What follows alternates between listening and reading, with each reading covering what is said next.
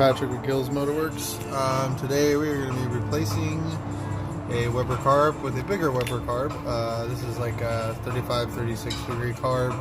We're going to be putting a 38 degree Weber on there with manual choke per customer request. This one, as you can see, is leaking pretty bad. Super clean 84 Toyota though. I mean, thing is immaculate. So anyways, we'll get to unwrapping the new carburetor and kind of show you how the install goes. This one has had all the EGR deleted and everything, so it's not really smoggable, but the customer doesn't care about that. They live in another state, so we're going to get started on it and show you some. When you get it, this one was bought off yodoshop.com. It comes in a Redline Weber box like this. Pretty cool box. See a lot of cars on there. Anyways, I just got pretty much my instructions laid out. That is the 38 degree Weber with manual choke per customer's request. Pretty much have the choke ready to be installed, everything laid out, and I'll show you how to do all that, or leave it up to you really where you want to put your manual choke. But yeah, let's get started. So the first thing I would have you do is go through the instructions. It'll tell you the tools needed. It'll tell you supplied what is in the kit, pretty much. Pretty much it's telling you here in the tune-up specifications that it's already set. And if you've got to make an adjustment, make sure you take it to a shop or a dealer. Because if you don't know how to play with a carburetor, especially a Weber or any type of carburetor, you can get in over your head quick. So also, there'll be a recommendation for additional parts, and then I think we get right into just the universal disassembly. I don't think it shows you how to necessarily rebuild the whole car, but it tells you how to, set your throttle. You really want to read the instructions. Don't just pull yours off and put another one on and hope for the best, because you did miss something.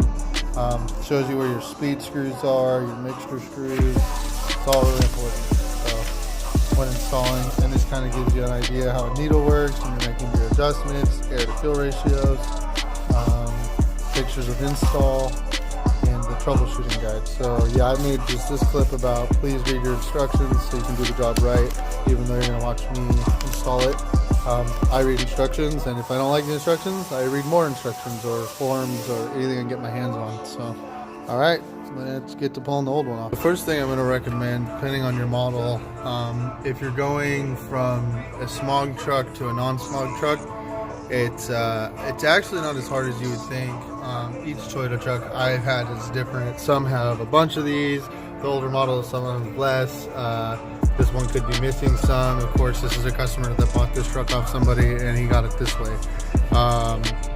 Really, I think on these carbs, it's just a fuel line, and it needs the air line to pull the vacuum vents. And really, other than that, you can see, I mean, they just blocked everything off. I mean, I'm sure there's a block-off plate in that EGR, because I didn't feel anything when it was running. And it's not that the truck runs bad.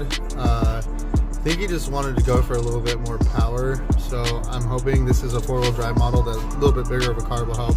And this one's just rotting, and he really wanted the new carb. So we're going to put that on there. So the first thing I'm going to do is pull the fuel line, plug the fuel line, try not to get too much fuel anywhere. Also, hopefully your motor's not too hot.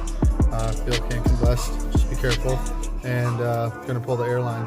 So get back to you on that. So if you can get a little flathead, that'd be the best thing. As you can see on here, this guy's just got a little flathead right there. Just get it on there. Loosen that. So this needs to come off too. That's what I was going to say. There's this line that runs down. I don't know that has to come off yet. And that's another thing I didn't really like. I know this is just a vacuum valve. It's called a thermal vacuum valve. When they get hot, pretty much it opens and then allows vacuum to start being, moving around the engine. When it's cold, they want as much vacuum as they can get in here, so they don't want vacuum moving around. But as the motor warms up, they call these thermal valves. They open and allows vacuum to move around freely to the EGR valve and other various valves. But again, you want as much vacuum as you can get to a carburetor to run properly. So I just want to let you know this line does have to come off too. This one I don't think you have to worry about. So for the gas line, I just found a bolt head. You can tell it snapped off. I don't know, that much fuel will come out anyways. This is a manual fuel pump, as you can see. So it still might be a little bit, and I just don't want to, you know what I mean? Fuel actually cleans a lot of stuff, but don't want to be sitting there and just fuel dripping all over this guy's truck. So I'm gonna make sure we stuff that in that fuel line. I got the fuel line pulled off to the side, tightened up around that bolt, no leaking, and we can move on to the next thing, which is going to be each of these bolts. I'm going to pull off. This is just a little plate cover. Not that you necessarily have to. I'm just going to. I just want to make sure I'm not missing anything as I go. You can see when you get the plate off, you get a little bit more room because eventually these are going to be your main bolts you want to get off. But next, what I'm working on is actually the throttle cable. I'm going to loosen this bracket so it moves a little bit. But on the bottom here, I've already pulled mine. There's a little clip right where my thumb is. And you just wedge that clip out of there, and that's going to allow this to be free, but it can't move until that bracket is free, which looks like there's one bolt on this. Oh, there's two bolts on this bracket. So there's 1, 2, and then you can just pull this off to the side. I am pretty sure that this part of the carburetor, you're going to be transferring it to the other one. So catch you more up on that. So right now what I'm doing is just loosening this bracket. I pulled out that clip, and this will move to the side, and then we'll start removing the carburetor. Right. So as soon as I pulled that bracket off, there was a bunch of washers underneath of it. I'm guessing they use this as like spacers. I don't know if this is actually a stock thing or an aftermarket thing. So just be careful when you pull yours off in case somebody's used washers like this. So I will gently put those washers in my hand and put them on the table. To let you know, there's 3 washers on each side. So if you lose one and wonder why your bracket's not sitting flush, 3 washers go on one, 3 washers go on the other. And then, like I was showing you guys, you can literally take the cable, the throttle cable, see how that is right here. That sits inside of here, like so, flat. And put it back in there, see how it sits in there? So you can just pull that out, and just put it off to the side here somewhere, wherever you want. And that'll just go right back on when you're done. And then again, I said there's 3 washers here, and there's 3 washers here to evenly space the bracket. I think I remember reading that that's stock, but that's crazy because Toyota was into all kinds of things, and sometimes they use washers and stuff to hold stuff together. Good old trucks. So now I'll get to the part about taking the carb. So now what we're gonna do is, I don't know if you can see this, not that, I'm sorry, that bolt. There's 4 of these. Each one is there's another one back there, and it's gonna be a bolt here and a bolt there, and that, sorry, that cable's not working as I wanted it. That bolt, and that should get the carb to free up and be able to take it off, as long as you got all your air lines. And if you have automatic choke, pull that wire off to the side, should be good to go. So when I'm taking this off, I'm using a 12 wrench, and sometimes it's hard to get in on these like this. So what I do is I just go up with it, and you can turn. So if you go like this, so we get it on there. Well, that's a little bit harder, but there we go. So if you can't get in there, like it's not going to turn, just go up with the wrench a little bit and then turn out. And you see how that turned it? The wrench is still going to grab the bolt. Just don't put too much pressure. But and these bolts shouldn't be that tight. I mean, it's carburetor, you know, nuts. They're not that tight. So I don't know, like 10 pounds maybe. Depends what it calls for in the instructions too. So anyways, it's a little bit of a long process. That's one way. If you can get a ratchet in here, that's another way. For me, I'm just old school. Do it with a 12. So I'm gonna finish pulling these nuts off of these studs, and hopefully this will come right off. I would show you guys, I got all the bolts out. One of them is just stuck back here, back in here, which I'm gonna take it off carefully. If it drops out, fine. If not, well, let's hope it doesn't pop up. So that is free. That's free. See, we're gonna, oh, it came right out. All right, there's the old one, and bam, just like that. To get those Allens out, I'm using a 5mm. If you can see that, this is 5mm Allen key, and I'm just going to take these out. I don't know if anybody knows how to, yeah, it shouldn't be that tight, but they should come out fairly easy. Let's loosen them up, and then I'm believing that this upper plate will come off. I'll show you. Now I got all those out. Just put them in my magnet tray. Now we're just going to pull it off, and there's a gasket underneath. I'm going to put that next to the old carburetor. Let's see, looks like this could be a pain. I'm gonna guess that there's some more bolts underneath, and what do you know? Alright, so I got these 4 Allen screws out. That's what holds the bottom plate on. They look kind of like this, and take the 5mm and that gets them off. So if you have it, that's how you do that. And now I'm gonna take this plate right off. Ta-da! And the gasket came off with it, so thank God for that. So now what we'll do is we'll put the old one next to the new one and see what we need to replace or remove and transfer parts. Yeah, Junior over keeps laughing. Alright, so anyways, this is the old carburetor. It was all meant for an Isuzu, so I don't even know how that was working, but it did. This is the one we're putting on there. I'm going to turn the camera to the side now, just to hopefully show you guys the difference. If you can't tell, there's some air vents, bigger jets. This doesn't belong on the Toyota. This belongs on the Toyota. So now what we're going to do is we're going to read the handy dandy instructions, start putting it together, put the spacer plates on, and go. So the first thing you're probably going to want to do when you pull off your old carburetor is clean it, clean the intake manifold for the surfaces. I've already cleaned under here, but I was test fitting everything, making sure it's all right, looks good. Pull this back off because there's going to have to be some sealer used soon. So anyways, first thing I want you to do is make sure you have your right fitting. My fitting was a little bit bigger for the throttle linkage bracket, so what they do is they give you a new one of these. So I'm going to be taking this linkage off, cutting up and moving it in. I'm going to release this nut here, take it off slowly, pop the old one off, pop the new one on, and I'll show you what it looks like when I'm... Alright, so anyways, this is the old bracket. I pretty much just matched the new one with the old bracket. It only goes on the bolt one way. Well, you see, it's like a slotted hole, so you can only put it on there one way. I'm just testing it. I mean, everything opens perfectly. That's where we want it, and we'll continue with the install. And that is going to be, if you do your EGR, they make a plate to rerun the PVC system to the EGR plate. So that's already been done previously. Now what we're going to do, and that's all been plugged, all the vacuum and thermal switches, if you have them, just plug them off.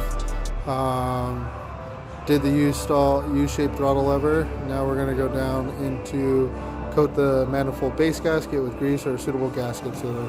I use Permatex, I would use that, and then start getting the bottom adapter flange with the widest portion toward the right. It'd be the passenger side fender well, and then it says use an 8mm countersink Allen bolts to 12 foot-pounds. And by countersunk means you do one in the corner, one over, like a star. Don't do 1, 2, 3, 4. Once you start one corner, work to the other. So we'll do that and go from there. So I started with the bottom plate, and what I did is it says in the instructions to use gasket maker to seal the gasket. Now what I do is I use this Permatex or called the right stuff. Put the pan out to a very thin bead, and I mean I just smear a very light coat. The gasket should seal it. That's just to kind of make sure it sticks. It does, but you don't want to get a lot in here, because even if you get, see how I even got a little bit, take that and like kind of wipe that up. Believe it or not, if you get any of that sealant down these vortex holes, it'll affect how the carb runs. And yeah, we don't want to get any of that in the motor, so I'm going to wipe that up myself a little bit. But anyways, just be very careful not to use a lot, because if you get any overrun of this that fills in here just a little bit, it'll mess with the ventrilities and you'll get some weird air ratios. Just how carburetors are. But other than that, I'm going to put the other gasket back on there and we'll go from there. This one I'm just going to do a thin line too, and there'll be a gasket for this and another plate that does go on here with Allen heads. So okay, so I was trying to get this on there. This gasket's a little weird. It definitely goes this way, so there's two pieces. it's kind of to tell. There's like a more rounder piece, and then like there's a flatter piece. I tried it with the round side and the flat side. It didn't seem really want to work, but see, it doesn't really fit right when you try it on this side. But for some reason, you flip it over, just because of the way the holes are cut, that is a perfect fit. So I just wanted you to see that. So this way, although you're not changing the directions, the holes are wrong, and it won't line up, and you almost be like, what the hell? It kind of lines up. I mean, everything's off a little bit. Flip it over, and it fits perfectly. Yep. So anyways, yeah, so what I'm gonna do is permatex this side a little bit, make sure these are all flat, and stick that bad boy on there. And then we put the other mounting plate, which is also the little hex heads you took off before that you saw in this video. And those get torqued to 6 foot-pounds. These get torqued to, I think, 11 foot-pounds. But I've done so much, torquing by hand, I kind of know what it feels like cinching down, and should be good to go. Again, if you're curious, just double check your foot-pounds, and we'll go from there. Alright, so that's the new one on there. I've already got the other 2 mounting plates on. You put your gasket on there, you screw in those studs, those 4 studs, hand tight, and then you just set it right down on there. And the first thing you always want to do when you got a new carb is just make sure your mind's clear and nothing's getting interfered. And yeah, that looks a whole lot better on the 22 RE. Yeah, so now what I'm going to do is literally what I took off before, do the throttle linkage first. But before I do the throttle linkage, I'm actually going to put the nuts and washers back on there. And I use the locking washers on those. That's why, because the bolts on carburetors can back off. And what you want to do is a crisscross pattern. And I mean, I'm talking, don't tighten down too tight, because you can warp an ear. These are considered an ear of a carburetor. And if you tighten too tight, you'll break or warp the ear of the carburetor, and it'll never sit on there straight. So what I do is I just do light on this side, light on that side, and like a star pattern, just work your way around, and just go a little lighter, like 5 pounds at the most, like nothing really. It was sail. That's a thick gasket. So there's probably other videos out there on how to do this. So alright, I'm gonna put them on there and show you. So I rehooked up the carburetor after tightening down those bolts. Put the linkage back on there. And you gotta make sure you put those spacers back in there to allow the linkage to work right. If you tighten down that bracket and it puts too much stress on one side or the other, this is not gonna work right. It binds this up. So I want you to remember that. Now I'm working on the choke cable. Some of you might have got an automatic choke where then you just find a 12-volt reference, which means, I think on the old one, the guy had it in this, he found a key on power, and then you just send it to that. That then would open the choke. On a manual though, which I like more, you can choose where you want your choke to be, half open, all the way open, not having to worry about is that working or not. You know, your choke's working. You can always double check it, but usually the cable doesn't lie. So with that, I will show you how I'm putting the cable on this little plug right here by the e-brake on the N84. I don't know if that was the original choke spot, but I'm gonna have to drill it out, of course, because it's a little bit bigger, but it's working for right now, just drilling the holes. And I'll show you where I drilled the hole. And I actually did it from the other side of the truck. I don't know if you can see up there, that's the hole where it goes. And I'll show you on the back side how I did that. I did that with right over here. I kind of found a spot on the inside of the firewall for something coming out. That's usually what I do. And what I found was there was that, and then there was that blue cable. And I just said, shit, that's next to the blue cable. There's nothing there. I remember seeing that on the inside. Drilled a hole there. I might get a rubber grommet for it too, so it's sealed up, no noise and no air getting in. And now what I gotta do is drill out that plastic piece a little bit, get that bracketed in, and start routing this to the carburetor. Now I have the cable ran. Kind of don't have any brackets. I'm just gonna zip tie here, zip tie to this. It's on there now, and and I'm also was just putting together this plate with a new one because it's actually the right carburetor. It comes with this PVC like piping. You just stick it through there, tighten this down, you know, nice and tight. And then this line was already ran before, so I just reconnected it. You got to tighten the clamps, and then it comes with these little lock nuts that you're gonna put on there. I'm just starting mine, and then I'll show you the inside of this. What I did, and that is, oh, it's a little dark today. There we go. So yeah, ran, works. Can't even see, really tell. So yeah, that's the kind of work we do here at Gales Motorworks. But anyways, gonna keep going on with the install. I am gonna be doing some timing and stuff because I did fire this up last night, and it is, this truck's a different beast. So we'll keep continuing, and I'll show you some more. Like I said, for now, put the metal plate together, put that little valve back in, and then the filter fits right over that. I'll show you.